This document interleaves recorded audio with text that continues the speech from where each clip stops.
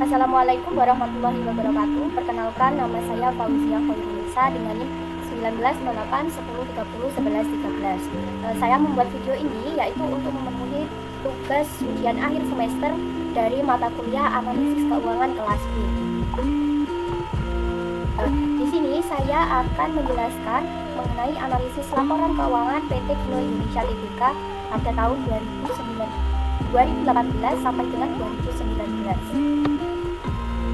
Sebelum kita masuk pada perhitungan atau analisis laporan keuangan, alangkah baiknya kita mengetahui profil dari PT Kino Indonesia Tbk.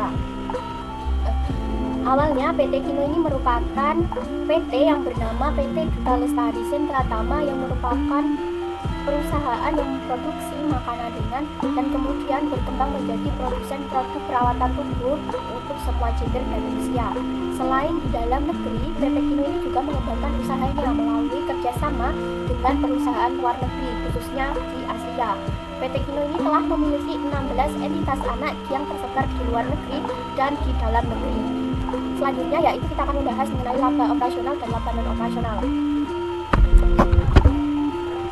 Laba operasional perusahaan pada tahun 2018 yaitu sebesar 49.155.141.000. Kemudian pada tahun 2019, laba perusahaan ini meningkat menjadi 315.207.169.350. Peningkatan pada laba operasional ini terjadi karena juga terdapat peningkatan pada laba bruto perusahaan. Kemudian pada tahun 2019 ini juga terdapat penurunan nilai aset tetap, di mana pada tahun 2019 ini tidak ada.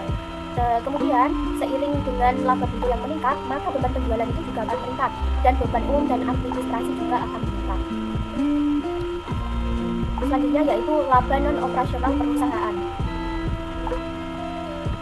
Pada tahun 2019, PT Kino Indonesia memiliki laba operasional sebesar 2.368.466.804.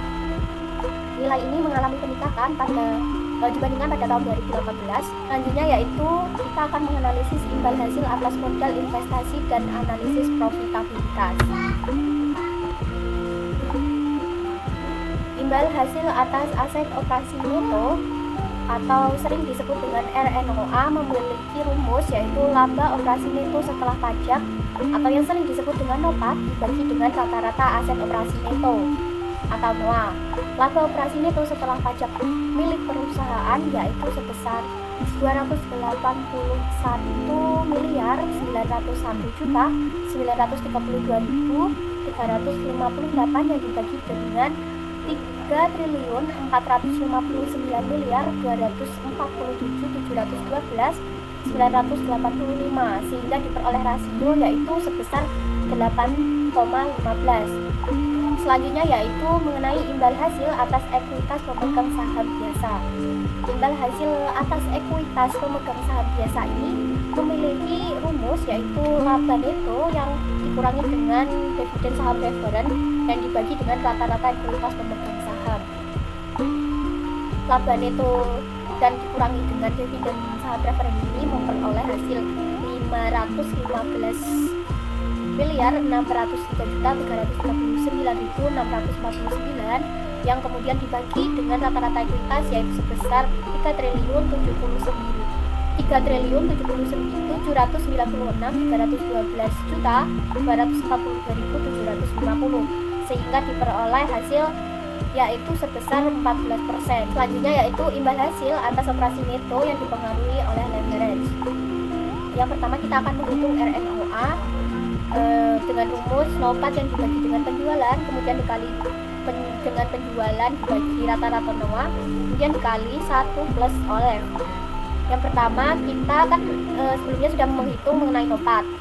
Nilai NOPAT yang dibagi dengan penjualan ini sebesar 6%. Kemudian penjualan yang dibagi dengan rata-rata NOA ini memperoleh hasil 135%, sedangkan Oleh ini memiliki hasil sedangkan 1 plus Oleh ini memiliki hasil 1,72% sehingga diperoleh RNOA yaitu sebesar 14,02%. Selanjutnya yaitu mengenai imbal hasil atas ekuitas saham biasa yang dipengaruhi oleh leverage. Pertama kita akan menghitung ROCE pada tahun 2019 yang dirumuskan yaitu RNOA plus left kali spread. RNOA yang telah kita hitung sebelumnya yaitu memperoleh rasio 8,15, kemudian ditambah dengan left sebesar 1,13 yang dikali dengan spread 7,14, sehingga diperoleh rasio rho J yang dipengaruhi leverage ini yaitu sebesar 16,55. Selanjutnya yaitu mengenai analisis imbal hasil atas aset operasi neto yang berhubungan dengan margin laba dan perputaran aset. Yang pertama kita menghitung disagregasi margin laba yang hasilnya yaitu 0,09 dan disagregasi perputaran aset yaitu 1,35, sedangkan perputaran aset usaha yaitu 4,84.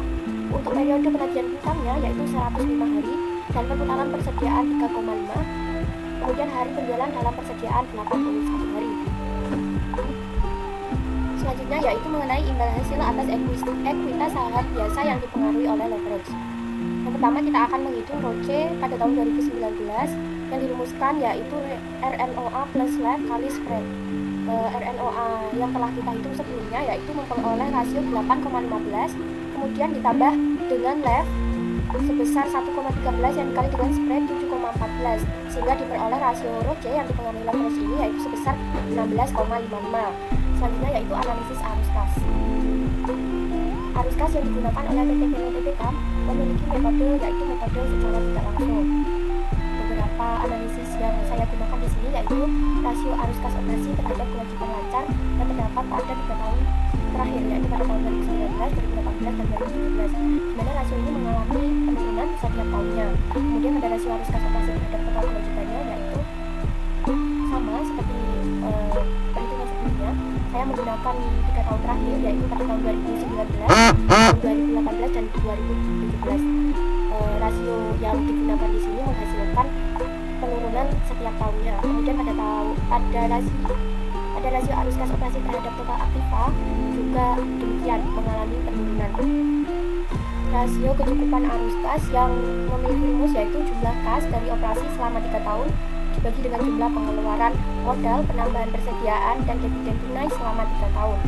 Maka diperoleh rasio yaitu 0,15. Perhitungan ini berarti bahwa perusahaan itu mampu menyediakan kas sebesar 0,05 untuk pengeluarannya di dalam waktu 3 tahun yang akan datang.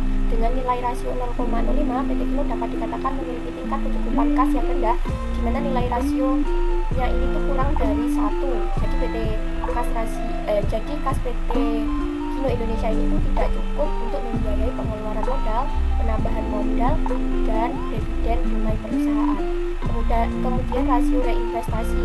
Rasio reinvestasi ini diperoleh rumus yaitu arus kas operasi dikurangi dengan dividen dibagi dengan aset tetap bruto ditambah investasi dan aset lain-lain ditambah dengan modal kerja. Rasio investasi ini menghasilkan 0. Selanjutnya yaitu sumber pendanaan dari arus kas. Sumber pendanaan terbesar dari arus kas masuk pada tahun 2019 itu terdapat pada arus kas dari aktivitas operasi yaitu penerimaan dari pelanggan sebesar 78,04%. Kemudian yang kedua yaitu pada arus kas pendanaan penerimaan utang bank jangka pendek 16,10%. Selanjutnya yaitu mengenai arus kas keluar pada tahun 2019 itu paling banyak terjadi pada arus kas aktivitas operasi sebesar 41,6% dari pembayaran kepada pemasok. Kemudian pada arus kas pendanaan terbesarnya yaitu pada pembayaran utang bank jangka pendeknya. Selanjutnya yaitu analisis kredit, likuiditas, struktur modal, dan solvabilitas. Yang pertama saya akan menghitung mengenai rasio lancar yang diperoleh dari rumus aset lancar yang dibagi dengan liabilitas jangka pendek sehingga diperoleh 1,35, yang artinya perusahaan ini memiliki rasio 1,35 di mana kemungkinan aset lancar ini dapat membayar liabilitas atau utang jangka pendek perusahaan. Kemudian menghitung mengenai rasio kas terhadap aset lancar. Diperoleh perhitungan terakhir mengenai rasio kas ini diperoleh hasil 0,11. Rasio kas terhadap aset lancar diperoleh rasio yaitu 0,11, yang artinya perusahaan ini tidak mampu menutup aset lancar dengan menggunakan kas. Yang artinya perusahaan ini tidak dapat menutup aset lancarnya hanya dengan perhitungan kasnya saja. Kemudian yang ketiga yaitu rasio kas terhadap liabilitas jangka pendek yang diperoleh hasil yaitu 0,15. yang artinya PT Kino atau perusahaan ini itu tidak dapat menutup liabilitas jangka pendeknya hanya dengan dana melalui kas. Selanjutnya yaitu mengenai perputaran piutang usaha, di mana diperoleh hasil akhirnya yaitu 4,84. Kemudian hari penjualan dalam piutang yaitu 105 hari.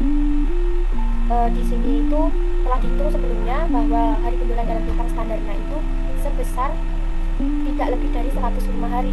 Jadi dapat disimpulkan bahwa perusahaan ini tuh tidak dapat menangani atau tidak mampu menangani piutang perusahaannya dengan menagih kepada pemasok, yaitu ditunjukkan dengan hari yang standarnya itu tidak lebih dari 105 hari, yang artinya perusahaan melebihi hari standar untuk penagihan piutang terhadap pelanggan. Selanjutnya yaitu perputaran persediaan diperoleh 3,05. Kemudian hari penjualan dalam persediaan yaitu 81 hari. Sebelumnya terdapat perhitungan yaitu mengenai hari penjualan dalam persediaan yang standar itu tidak lebih dari 81 hari. Selanjutnya yaitu rasio cepat. Rasio cepat itu berasal dari rumus yaitu kas dan setara kas, kemudian ditambah dengan efek yang diperdagangkan, ditambah dengan piutang usaha dibagi dengan liabilitas jangka pendek. Hasil akhir dari rasio cepat yaitu 0,94 atau hampir dengan 1. Dengan kata lain, kas, setara kas, dan efek yang diperdagangkan ditambah dengan piutang usaha ini belum sepenuhnya dapat memenuhi liabilitas jangka pendek perusahaan. Kemudian yaitu rasio arus kas, di mana perusahaan ini memperoleh rasio yaitu 0,01, yang artinya liabilitas jangka pendek perusahaan ini belum bisa ditutupi dengan dana dari arus kas operasi.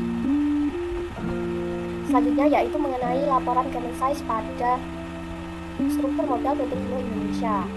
Total liabilitas dan ekuitas atau modal kerja perusahaan yaitu sebesar 4.694.958.880. Pada modal kerja ini terbesar itu dananya berasal dari modal ekuitas sebesar 58%, sedangkan untuk liabilitas jangka pendek yaitu sebesar 37%, dan yang ketiga liabilitas jangka panjang sebesar 5%. Kemudian di sini saya menghitung mengenai total utang terhadap total modal, di mana diperoleh hasil akhirnya yaitu 0,42, yang artinya total utang ini itu hanya sebesar 0,42 dari total modalnya.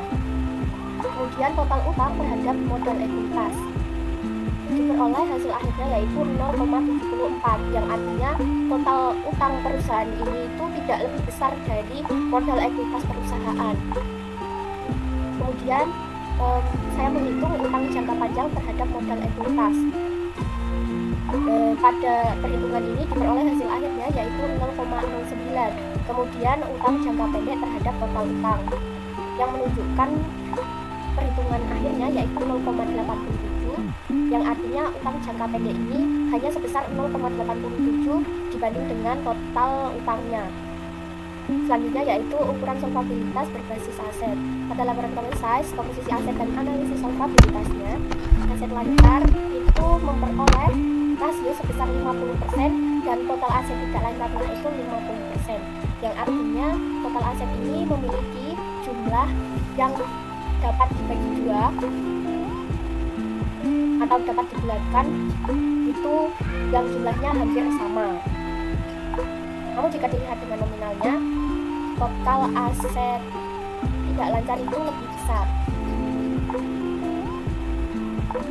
Selanjutnya yaitu rasio laba terhadap beban bunga. Hasil akhirnya yaitu 8,21. Artinya perusahaan itu mampu menutup beban tetap perusahaan dengan menggunakan laba dengan rasio 8,21. Kemudian rasio jumlah kali perolehan bunga diperoleh hasil yaitu 10,09, yang artinya laba yang ditambah dengan beban pajak dan ditambah dengan beban bunga itu mampu menutup beban bunga pada perusahaan PT Kino Indonesia tahun 2019 itu sebesar 10,09. Kemudian yaitu rasio arus kas terhadap beban tetap. Pada rasio arus kas beban tetap ini diperoleh hasil akhirnya yaitu 2,52, yang artinya arus kas perusahaan ini itu mampu menutup beban tetap perusahaan sebesar 2,52. Selanjutnya analisis kesulitan keuangan perusahaan. Di sini saya akan menggunakan analisis Z-score kita, sehingga diperoleh nilai Z-score pada tahun 2019 yaitu 3,15. Hal ini menunjukkan bahwa perusahaan ini memiliki tingkat kebangkrutan atau kesulitan keuangannya itu tidak terlalu tinggi atau nilainya memang rendah. Menurut perhitungan Z-score sebelumnya yang memiliki nilai kebangkrutan dan kesulitan keuangan yang rendah itu, maka dapat dijadikan patokan bahwa perusahaan itu masih bisa untuk berkembang. Kemudian untuk kreditor, jika dilihat pada perhitungan sebelumnya mengenai likuiditas perusahaan, memang memiliki rasio yang cukup rendah. Apabila dilihat pada aspek lainnya atau pembayaran utang melalui aspek-aspek lain, perusahaan itu masih bisa. Sekian presentasi dari saya, kurang lebihnya mohon maaf. Wabillahi taufiq wal hidayah. Wassalamualaikum warahmatullahi wabarakatuh.